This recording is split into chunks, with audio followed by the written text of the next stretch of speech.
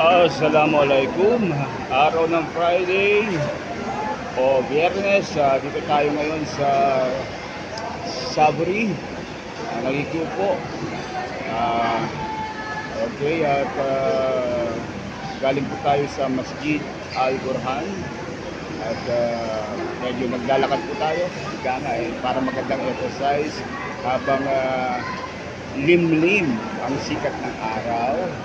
Okay, at galing po tayo sa pakikinig ng khutbah ng aking best friend na si Rashid Indasan, Rashid Indasan.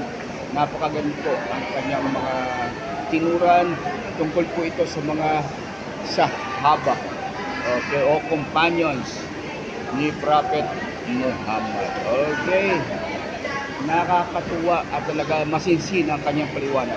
Maraming salamat po. This is Rolly the Voice once again.